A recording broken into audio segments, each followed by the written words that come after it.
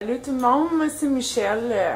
Je vais vous conter un peu mon histoire. Première expérience de vidéo amateur, je suis pas trop habituée, mais bon, ça a l'air qu'aujourd'hui, pour faire bouger les choses, il faut envoyer nos affaires sur les réseaux sociaux. Je vais vous conter mon histoire un peu. J'ai 27 ans. Le 3 juillet dernier, j'ai été diagnostiquée avec un cancer. Je m'excuse, c'est un peu dur à compter. Puis, bien la suite avec le cancer, on t'offre la fameuse chimio, évidemment, la radiothérapie, et toutes les belles choses qu'on a à offrir aujourd'hui pour battre cette maladie-là. Excusez mon langage. Bon, fait que moi, qu'est-ce qui est arrivé? C'est ça, le premier diagnostic, c'était un cancer du col, d'utérus. Finalement, ça s'est transformé jusqu'au ganglion. Puis là, ils m'ont annoncé qu'il fallait que je fasse la radiothérapie, puis après ça, de la chimio. OK? Qu'est-ce qui arrive? Moi, j'avais extrêmement peur, comme tout le monde. Tu sais, évidemment, quand on t'attend une nouvelle de même, saute pas du pied dans les hauts. Hein? Fait que j'ai fait le traitement, j'ai été avec ce qu'ils m'ont dit. Puis, je veux juste déclarer que le système de santé au Québec, il fait vraiment dur.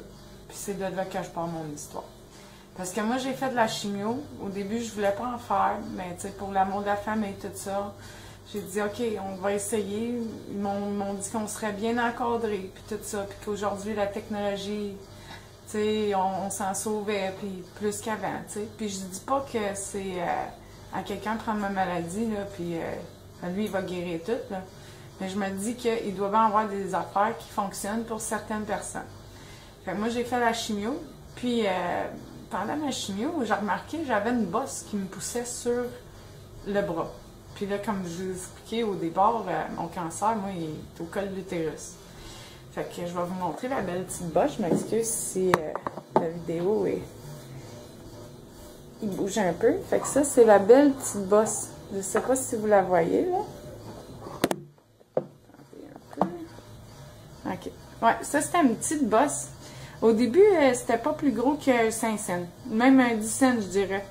Puis, ça avait commencé dans mon bras. Puis là, je les ai regardés. Chaque fois, j'allais voir le médecin. Puis quand je dis chaque fois, j'allais voir le médecin, c'est vraiment tous les médecins. OK? Que j'ai vu à l'urgence parce que je rentrais puis j'étais malade.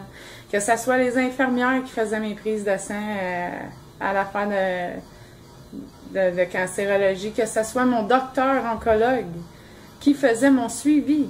Je montrais ma bosse à chaque rendez-vous. Puis on me disait, ben non, Madame Lebrun, c'est parce qu'on vous pique souvent, là, c'est rien, inquiétez-vous pas.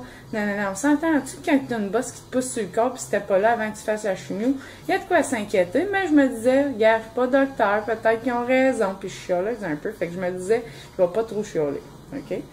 Fait que finalement, après un bout, je vois que ça grossit. Fait que là, chaque fois que j'y vais, je dis, ben c'est drôle, ça grossit. Ah oui, c'est sûrement juste une veine qui est... Puis là, après ça, apparition, une deuxième bosse sur mon ventre. Je vais vous la montrer, inquiétez-vous pas, je ne me mets pas tout nu.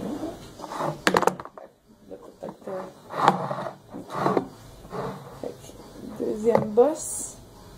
On la voit un peu moins, là. OK, on la voit quand même. Là, j'ai comme perdu bien du poids, fait que je ne sais pas si ça se voit. OK, mais on le voit de côté comme ça, là.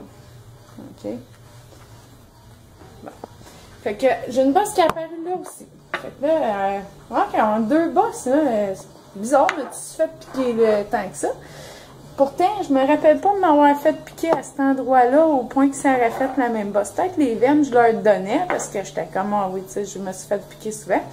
Mais la bosse suivante, j'étais comme, je trouve ça bizarre. Fait que là, encore là, je vais voir mon oncologue. J'ai dit, écoute, la bosse, ça grossit. Ma bonne chum Mireille, qui vient avec moi à tous mes rendez-vous, merci ma chum. Une chance qu'elle était là cette journée-là parce que mon oncologue, quand j'ai montré la grosseur de la bosse que je viens de vous montrer, elle a réagi comme si j'y avais jamais montré, alors que je montre ma bosse depuis le début. L'erreur, là, c'est que maintenant, cette bosse-là, OK, quand elle a vu la grosseur, ils ont décidé de faire une biopsie. On fait une biopsie. C'est quoi, vous pensez? Un esti de cancer, gang de 4. OK? Fait que eux autres, ils ont laissé ce boss-là pendant 2-3 mois pousser sur mon bras, en me disant que c'était rien, pendant que je faisais la chimio. OK? Puis là mardi passé, là, une semaine, ils m'ont annoncé que malheureusement, la chimio, ça fonctionnait pas parce que ça savait propager ailleurs. Hey, mais tu me niaises? C'est là que tu vois ça, toi. Après 40 rendez-vous que je te montre mon hostie de boss, c'est là que t'allumes. Excusez mon langage, mais on s'entend-tu que la fille, qui est super gentille normalement, en tout cas je pense, est écœurée. OK? La seule affaire que j'aime bien, c'est mes cheveux qui repoussent, mais bon. Fait que, ouais, elle est écœurée. Puis là, il m'annonce, ben, Madame Lebrun, malheureusement, votre chimio n'a pas fonctionné parce que le cancer original a diminué, mais ça s'est propagé ailleurs. Fait que nous, ici, à Gatineau, on ne peut plus rien pour vous. Puis là, tu regardes comme si tu allais mourir. Là, tu es comme, OK, c'est parce que j'ai-tu d'être quelqu'un qui va mourir? Moi, j'ai 27 ans et je suis prête à me battre. Là. OK? Première réaction.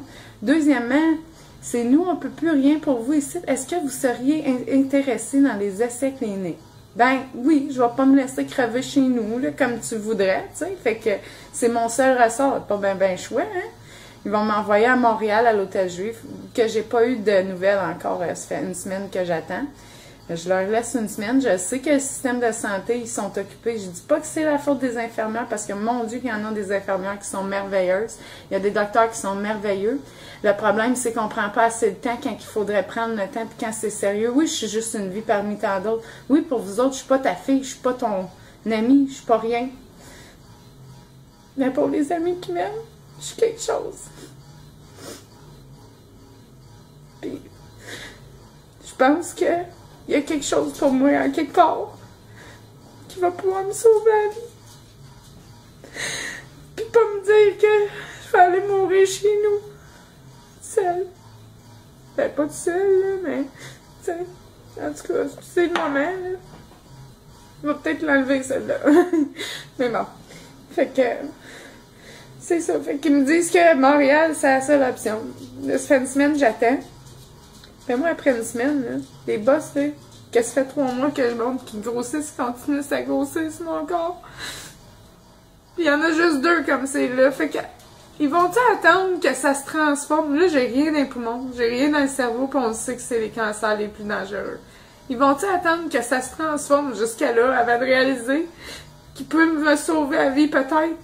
Est-ce qu'il va vraiment falloir que je sois pris dans le merde de système de santé comme un calice de numéro?